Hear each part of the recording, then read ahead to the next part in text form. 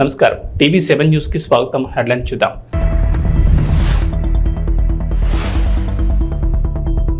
Drugs పై AP Telangana ఉమ్మడి పోరు. రేవంత్ చంద్రబాబు భేటీలో కీలక నిర్ణయం.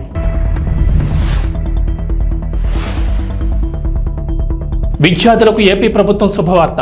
పాఠశాల విద్యార్థులకు కాస్మెటిక్ వస్తువులను నేరుగా ఇవ్వాలని ప్రాథమికంగా నిర్ణయం.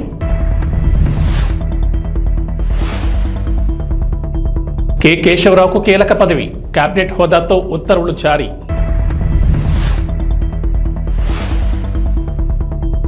వారాహి అమ్మవారి దీక్ష పూర్తి. మరో దీక్షలోకి పవన్ కళ్యాణ్.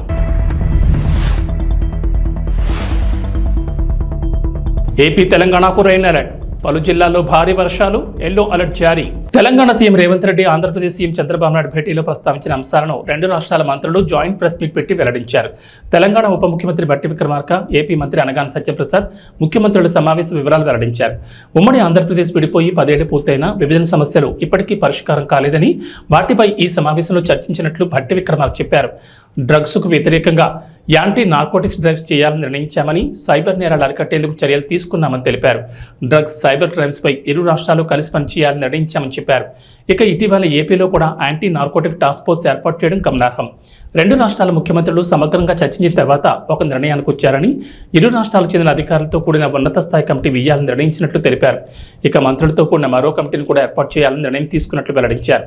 రెండు రాష్ట్రాల ప్రభుత్వ ప్రధాన కార్యదర్శులు, ఇరు రాష్ట్రాల నుంచి 3 చొప్పున అధికారులతో 2 వారాల్లోగా కమిటీ ఏర్పాటు చేస్తామని బట్టి విక్రమార్క స్పష్టం చేశారు.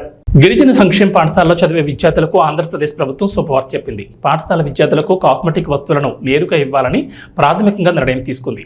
గత ప్రభుత్వం కాస్మెటిక్ వస్తువులను నేరుగా ఇవ్వకుండా కాస్మెటిక్ ఛార్జీలను విద్యార్థుల తల్లుల ఖాతాలో జమ చేస్తూ వచ్చింది. అయితే ఆ నగదు సకాలంలో విడుదల చేయలేదనే ఆరోపణలు ఉన్నాయి. దీంతో కాస్మెటిక్ వస్తువులు అందక విద్యార్థులు ఇబ్బందులు పడ్డారు. ఈ విషయాలను దృష్టిలో పెట్టుకుని ప్రభుత్వమే పేస్ట్, బ్రష్, షాంపూ వంటి కాస్మెటిక్ వస్తువులను నేరుగా వారికి ఇవ్వాలని అధికారులు నిర్ణయం తీసుకున్నారు. ఈ మేరకు గిరిజన సంక్షేమ శాఖ అధికారులు తమ ప్రతిపాదనను సీఎం చంద్రబాబు నాయుడు వద్దకు పంపించారు. సీఎం చంద్రబాబు ఆమోదిస్తే ఈ నిర్ణయం అమల్లోకి రానుంది. మరోవైపు గిరిజన సంక్షేమ శాఖ ఆధ్వర్యంలో ఏపీ వ్యాప్తంగా 548 పాఠశాలలు నడుస్తున్నాయి. ఇందులో సుమారుగా 1.25 లక్షల మంది విద్యార్థులు చదువుతున్నారు. వీరందరికీ ప్రతి నెల కాస్మెటిక్ ఛార్జీల కోసం ₹1.5 ఖర్చు అవుతోందని అంచనా. అయితే గత వైసీపీ ప్రభుత్వం ఈ నిధులు విడుదల చేయకపోవడంతో సుమారుగా 10 కోట్లు బకాయిలు పడినట్లు తెలుస్తోంది. దీంతో గత ప్రభుత్వం మాదిరిగా కాకుండా కాస్మెటిక్ వస్తువులను నేరుగా ఇవ్వాలని అధికారులు నిర్ణయించారు. ఈ ఛార్జీలతో వస్తువులను కొని విద్యార్థులకు అందివ్వాలని ప్రాథమికంగా నిర్ణయం తీసుకున్నారు. ఇటీవల కాంగ్రెస్ పార్టీలో చేరిన తెలంగాణ సీనియర్ రాజకీయ నేత కె కేశవరావుకు రేవంత్ సర్కార్ కీలక పదవి కట్టబెట్టింది. తెలంగాణ ప్రభుత్వ సలహాదారుడిగా ఆయన నియమించారు. కేబినెట్ హోదాతో ఆయన్ను పబ్లిక్ అఫైర్స్ సలహాదారుడిగా నియమించారు.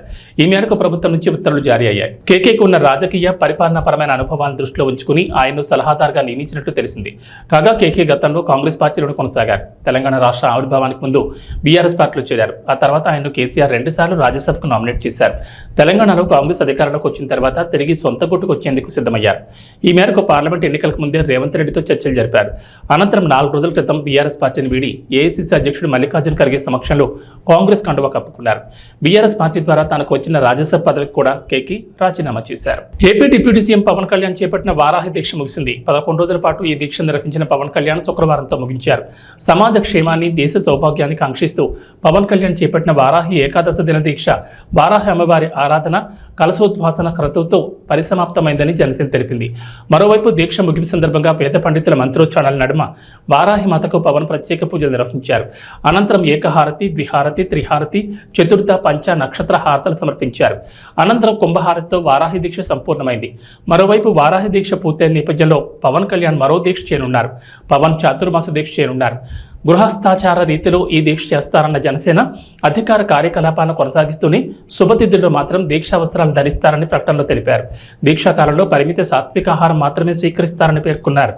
ఆంధ్రప్రదేశ్లో జూలై 8వ తేదీ నుంచి ఉచిత ఇసుక విధానం అమల్లోకి రానుంది. ఇప్పటికే ముఖ్యమంత్రి నారా చంద్రబాబు నాయుడు ఆదేశాలతో అధికారులు ఈ ఉచిత ఇసుక విధానానికి సంబంధించిన కార్యాచరణను సిద్ధం చేశారు. ముందుగా రాష్ట్రంలో అన్ని జిల్లాల నిల్వ కేంద్రాల్లో ఉన్న ఇసుక డంపుల నుంచి ఇసుకను అందించనున్నారు. అయితే ప్రభుత్వం ₹1 కూడా తీసుకోకుండా ఉచితంగా ఇసుకను అందించాలని నిర్ణయించింది. అయితే ప్రజల నుంచి కేవలం ఇసుక తవ్వకాల ఖర్చు, సీనరీస్ మాత్రమే వసూలు చేయాలని నిర్ణయం తీసుకుంది. ఉచిత ఇసుక విధానం తీసుకువచ్చిన నేపథ్యంలో అక్రమ తవ్వకాలు, అక్రమ రవాణా జరగకుండా అధికారులతో పటిష్ట నిఘా ఏర్పాటు చేయనున్నారు. దగ్గరలో ఉన్న వాగులు వంకల నుంచి స్థానికులు ఎడ్ల బండలు ఇసుకను తెచ్చుకునేందుకు అవకాశం కల్పించారు. ఈ మేరకు ఉచిత ఇసుక విధానానికి సంబంధించి సీఎస్ నీరబ్ కుమార్ ప్రసాద్ శనివారం అన్ని జిల్లాల కలెక్టర్లకు మార్గదర్శకాలు వివరించారు. ఇప్పటి వరకు ఉన్న కాంట్రాక్టర్లు జీసీకేసీ ప్రతిమ ఇన్ఫ్రా పక్కకు తప్పుకున్నట్లు సీఎస్ తెలిపారు. ఈ క్రమంలోనే ఇసుక నిల్వలను స్థానిక కలెక్టర్లు స్వాధీనం చేసుకోవాలని సూచించారు. మరోవైపు ఇప్పటికే రాష్ట్రమంతటా 43 లక్షల టన్నుల ఇసుక నిల్వలు ఉన్నట్లు గనుల శాఖ అధికారులు లెక్కించారు. సోమవారం నుంచి ఈ నిల్వలను ప్రజలకు అందించనున్నారు. రాబోయే 3 నెలలకు 88 లక్షల టన్నుల ఇసుక అవసరం ఉంటుందని గుర్తించారు. సంవత్సరానికి 3.20 కోట్ల టన్నుల ఇసుకకు డిమాండ్ ఉంటుందని అంచనా వేశారు. హైదరాబాద్లోని ప్రజాభవన్ వేదికగా జరిగిన తెలంగాణ ముఖ్యమంత్రి రేవంత్ రెడ్డి, ఆంధ్రప్రదేశ్ ముఖ్యమంత్రి నారా చంద్రబాబు నాయుడు భేటీ నిన్న ముగిసింది. 1:45 నిమిషాల పాటు జరిగిన ఈ భేటీలో విభజన అంశాలతో పాటు 2 రాష్ట్రాలకు సంబంధించిన కీలక విషయాలపై సుదీర్ఘంగా చర్చించారు. ఈ క్రమంలోనే 2 రాష్ట్రాలకు సంబంధించి మరిన్ని అంశాలపై చర్చించేందుకు కమిటీలు ఏర్పాటు చేయాలని సూత్రప్రాయంగా అంగీకారం తెలిపారు. ఈ 2 కమిటీల్లో ఒకటి మంత్రులతో కూడిన కమిటీ, మరొకటి అధికారులతో ఏర్పాటు చేయాలని ఇద్దరు ముఖ్యమంత్రులు నిర్ణయించారు. మంత్రులతో కూడిన కమిటీలో తెలంగాణ నుంచి పొన్నం ప్రభాకర్, దుద్దిళ్ల శ్రీధర్ బాబు ఉండే అవకాశాలున్నట్లు తెలుస్తోంది.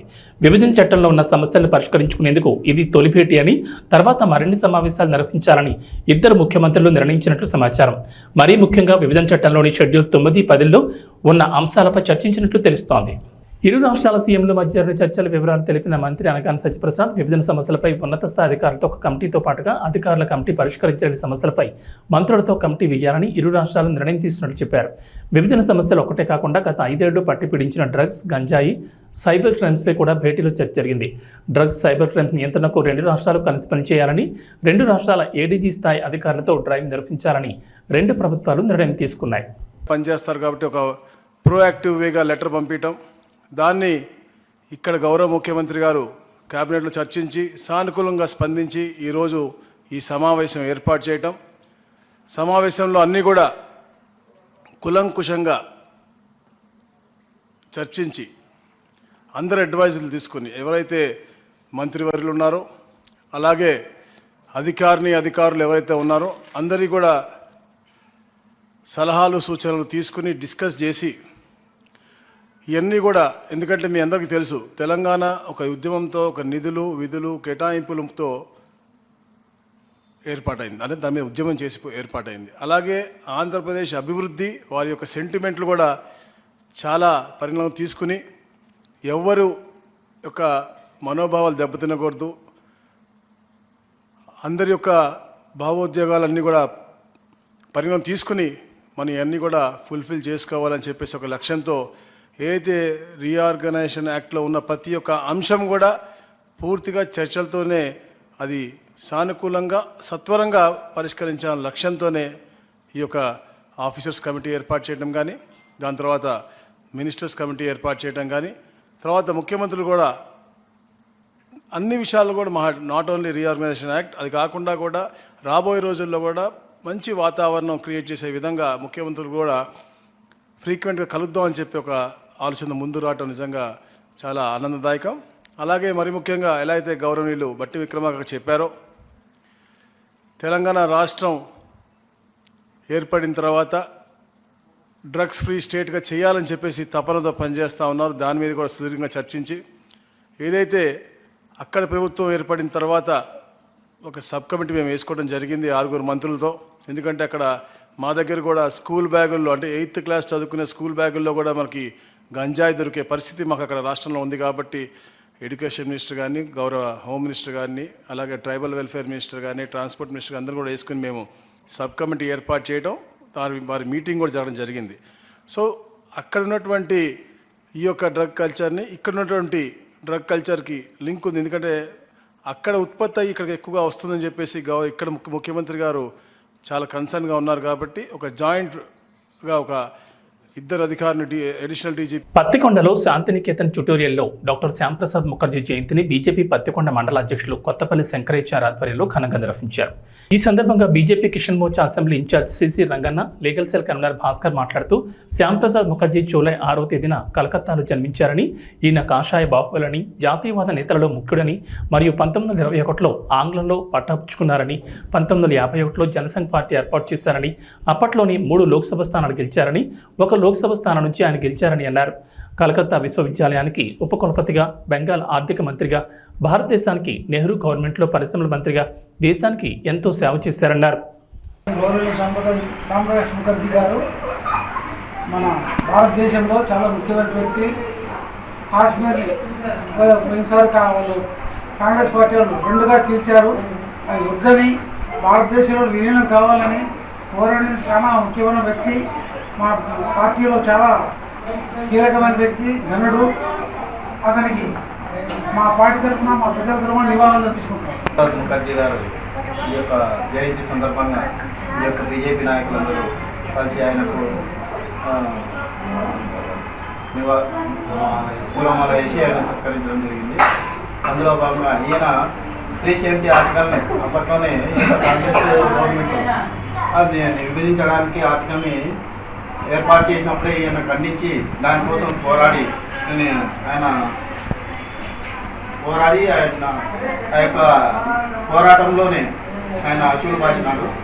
ఆయన అందులో వెస్ట్ బెంగాల్ మంత్రిగా కేంద్ర ఆర్థిక మంత్రిగా కాబట్టి ఆయనకు ఘననివ్వాలి. ఆయన పుట్టినరోజు వేడుకలను ఘనంగా జరుపుకోవడం జరిగింది. వైఎస్ఆర్సీపీ కార్యకర్త అజయ్ కుమార్ రెడ్డిని పరామర్శించారు. అనంతపురం కడప రిమ్స్ ఆసుపత్రి ప్రాంగణంలో మాజీ ముఖ్యమంత్రి వైఎస్ జగన్మోహన్ రెడ్డి. అనంతరం ఆయన మీడియాతో మాట్లాడారు. ఇక్కడ హాస్పిటల్లో ఒక యంగ్స్టర్ బహుశా 20-25 ఏళ్ళు ఉంటాయేమో తన పిల్లాడికి. ఆ 20 ఏళ్ల పిల్లాడిని ఎందుకు నిర్దాక్షిణ్యంగా కొట్టారో కూడా తెలియదు. కేవలం ఎన్నికల్లో వైఎస్ఆర్ కాంగ్రెస్ పార్టీకి తరఫున తాను ఓటు వేశాడని, వైఎస్ఆర్ కాంగ్రెస్ పార్టీకి సంబంధించిన కుటుంబానికి చెందిన వ్యక్తిని అతి దారుణంగా కావాలని అదే పనిగా ఒక వెహికల్లో వచ్చి దారిలో పోతా ఉన్న పిల్లోడిని బైక్ ఆపి నిర్దాక్షిణ్యంగా కొట్టి హాస్పిటల్ పాలు చేస్తా ఉంటే ఏం సాధిస్తా ఉన్నారు? ఇంతవరకు పులివెందుల్లో ఎప్పుడు ఇలాంటి సాంప్రదాయం లేదు. ఎన్నో ఎన్నికల్లో చేశారు. ఎప్పుడు పులివెందుల్లో ఇలాంటి సాంప్రదాయం లేదు. ఎన్నికలు అయిపోయిన తర్వాత ఓటు వేయని వారిని కొట్టే కార్యక్రమం ఎప్పుడు జరగల. రాష్ట్ర వ్యాప్తంగా కూడా ఒక భయాందోళన వాతావరణం క్రియేట్ చేయడం కోసం అని రాష్ట్ర వ్యాప్తంగా ఇదే చేయిస్తా ఉన్నారు దగ్గరుండి. ఏం సాధిస్తారు దీనివల్ల? మీరు వేసే ఈ బీజం చేసే ఈ చెడు సాంప్రదాయం రేపొద్దున మళ్ళీ తెలుగుదేశం పార్టీ కార్యకర్తలకి చుట్టుకుంటుంది. చంద్రబాబు నాయుడు అనుకుంటా ఉన్నాడు తానేదో ఈ మాదిరిగా చేసి భయాందోళన క్రియేట్ చేసి వైఎస్ఆర్ కాంగ్రెస్ పార్టీకి ఓటు వేసిన వాళ్ళని కొట్టడం వల్ల ఒక తెలియని ఆనందం తనలో ఏదో పొందాలని చెప్పి అనుకుంటా ఉన్నాడు. రాష్ట్ర వ్యాప్తంగా ఒక భయాన్ని క్రియేట్ చేయాలని ప్రయత్నం చేస్తా ఉన్నాడు. కానీ నేను చంద్రబాబు నాయుడు గారికి మరొక్కసారి కూడా చెప్తా ఉన్నా, ఒక చెడు సాంప్రదాయానికి నాంది పలుకుతా ఉన్నారు. దయచేసి ఆపండి. ఆపకపోతే మాత్రం ఎల్లకాలం మీరే అధికారంలో ఉండరు. అధికారం మారిన రోజున ప్రజలు చంద్రబాబు నాయుడు గారు చేస్తా ఉన్న ఈ అన్యాయాలను చూసి శిశుపాలని పాపాలు పండినట్టుగా ఆ పాపాలు చాలా వేగంగా పండుతా ఉన్నాయి. అధికారం మారిన రోజున తాను చేస్తా ఉన్న ఈ చెడు సాంప్రదాయం తనకే చుట్టుకుంటుంది. ఈరోజు దెబ్బలు తగిలినా దెబ్బలు తిన్నా ప్రతి ఒక్కరూ కూడా రేపొద్దున ఇదే మళ్ళీ అటువైపున చేసేదానికి మీరంతటి మీరే బీజం వేస్తా ఉన్నారు. ఇది సరైన పద్ధతి కాదు. నాయకులుగా ఉన్న మనలాంటి వాళ్ళం ఇలాంటివి ప్రోత్సహించాల్సిన పని ఎప్పుడు రాకూడదు, జరగకూడదు. దయచేసి చంద్రబాబు నాయుడు గారికి ఇప్పటికైనా చెప్తా ఉన్నా, చంద్రబాబు నాయుడు గారిని హెచ్చరిస్తా ఉన్నాను, మరొక్కసారి మళ్ళీ హెచ్చరిస్తా ఉన్నాను. ఇది కరెక్ట్ సాంప్రదాయం కాదు, దయచేసి దీన్ని ఆపమని చెప్పి. నిజంగానే మీరు కూడా వెళ్ళి ఒకసారి చూడండి. ఒకసారి ఏం పాపం చేశాడు నా పిల్లోని, ఎందుకు కొట్టారు, ఏం పాపం చేశాడని కొట్టారు. ఒకసారి హాస్పిటల్లో కూడా ఒకసారి చూడండి. ఒకసారి 90 మంది పిల్లలు ఇక్కడ జాయిన్ అయ్యారు. మధ్యాహ్న భోజనం పథకం సరిగ్గా జరక్క మధ్యాహ్న భోజన పథకం సరిగ్గా జరగడం లేదు. పిల్లలకు కనీసం బ్యాగుల సప్లై కూడా సరిగ్గా జరగడం లేదు. ఇచ్చేటోడు ఎవడు ఇవ్వడం లేదు సరిగ్గా ఏది వ్యవస్థ అనేది ఏది సరిగ్గా జరగడం లేదు. వ్యవస్థను గాడిలో పెట్టండి. మీరు ప్రజలు మిమ్మల్ని ఏదైతే ఓటు వేశారో ఒక కారణం చేత మీరు ప్రజలు 10% మంది ఓట్లు, మాకు రావాల్సిన 10% మంది ఓట్లు మీకు వైపు డ్రిఫ్ట్ అయ్యాయి అని అంటే కేవలం మీరు చేసిన మోసపూరిత వాగ్దానాల వల్ల డ్రిఫ్ట్ అయ్యాయి. ప్రజలు మీ దగ్గర నుంచి ఎక్స్పెక్ట్ చేస్తూ ఉన్నారు. రైతులు అల్లాడిపోతూ ఉన్నారు, రైతు భరోసా అందక. పిల్లలు అల్లాడిపోతూ ఉన్నారు, పిల్లలు బడులు స్టార్ట్ అయ్యాయి, కానీ తల్లులకు అమ్మఒడి కార్యక్రమం ద్వారా వస్తూ ఉన్నది రావడం లేదు. తల్లులు ఎదురుగా ఆశగా ఎదురు చూస్తూ ఉన్నారు. వాళ్ళని చూసుకోండి. అక్క చెల్లెమ్మలకి ఇస్తామన్నారు నెల 1,500 రూపాయలు, అది ఇచ్చే కార్యక్రమం చూసుకోండి. ఇంటింటికి ఉద్యోగం అన్నారు, ఉద్యోగం ఇవ్వకపోతే 3,000 రూపాయలు ప్రతి ఇంటికి నిరుద్యోగ వృత్తి అన్నారు. ఆ పిల్లలందరూ ఎదురు చూస్తూ ఉన్నారు, మీరు ఎప్పుడెప్పుడు ఇస్తారు 3,000 రూపాయలు నిరుద్యోగ వృత్తి అని. అది చూసుకోండి.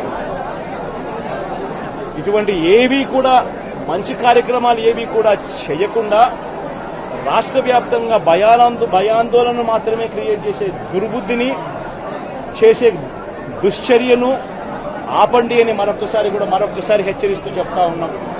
శిశుపాలను పాపాలు పండినట్టుగా వేగంగా జరుగుతూ ఉన్నాయి. తన పాపాలు పండడం అన్నది కూడా తను మర్చిపోద్దని సందర్భంగా మరొకసారి చెప్తా ఉన్నాం.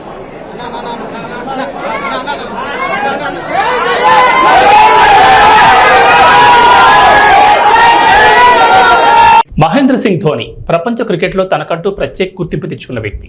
భారత క్రికెట్లో తనదైన ముద్ర వేసిన లెజెండ్. టీమిండియా క్రికెట్ గురించి చెప్పాలంటే ధోనికి ముందు, ధోనికి తర్వాత అంతలా భారత క్రికెట్పై అతను ప్రభావం చూపించాడు. అతడి రాక దేశంలో క్రికెట్కు కొత్త వెలుగును తీసుకొచ్చింది. టీమిండియాను ప్రపంచ క్రికెట్లో మేటి జట్టుగా నిలిపిన కెప్టెన్ ధోని యువ ఆటగాళ్లతోనూ మైదానంలో అద్భుతాలు సృష్టించడం అతని నైజం. సాధారణ బౌలర్లతో కూడా అసాధారణ ప్రదర్శన రాబట్టడం అతనికి అలవాటు. వాస్తవానికి ధోని గురించి మాట్లాడుకోవాలంటే ఎంతైనా మాట్లాడుకోవచ్చు, ఎంతైనా చెప్పుకోవచ్చు.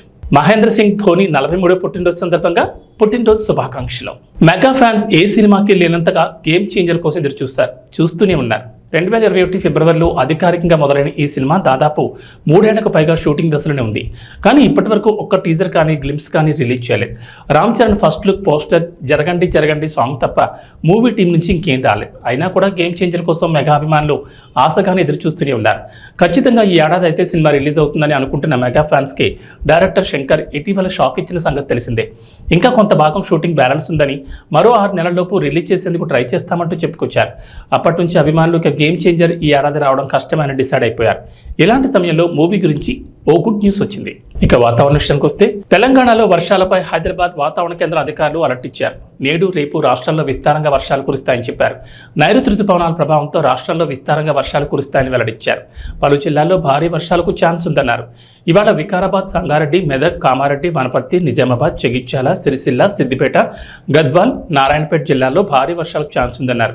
ఈ మేరకు ఆయా జిల్లాలకు హైదరాబాద్ వాతావరణ కేంద్ర అధికారులు ఎల్లో అలర్ట్ జారీ చేశారు. అటు ఏపీలో వర్షాలు కురుస్తాయంటోంది వాతావరణ శాఖ. నైరుతి రుతుపవనాల సమయంలో రాష్ట్ర వ్యాప్తంగా ఎండలు మండిపోయాయి. వేడి వాతావరణంతో ప్రజలు ఇబ్బంది పడ్డారు. అయితే తూర్పు మధ్య బంగాళాఖాతంలో ఉపరితల ఆవర్తనం కొనసాగుతుండగా గుజరాత్, కర్ణాటక తీరాల వెంబడి ద్రోణి విస్తరించింది. ఈ ప్రభావంతో రాబోయే 3 రోజుల్లో ఉత్తర కోస్తాలోని కొన్ని జిల్లాల్లో భారీ వర్షాలు కురుస్తాయని వాతావరణ శాఖ అంచనా వేస్తోంది. రాయలసీమ, దక్షిణ కోస్తాలో కొన్ని ప్రాంతాల్లో తేలికపాటి నుంచి ఓ మోస్తరు వర్షాలు కురిసే అవకాశం ఉందంటున్నారు వాతావరణ శాఖ అధికారులు. ఇవి బులెటిన్ విశేషాలు. నమస్కారం.